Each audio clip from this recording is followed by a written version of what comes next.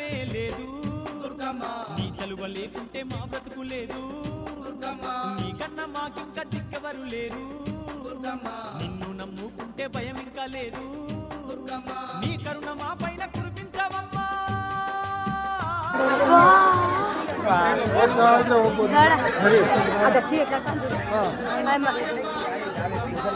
దుర్గమ్మ ఆదిశక్తి అమ్మవారు నీవమ్మ దుర్గమ్మ.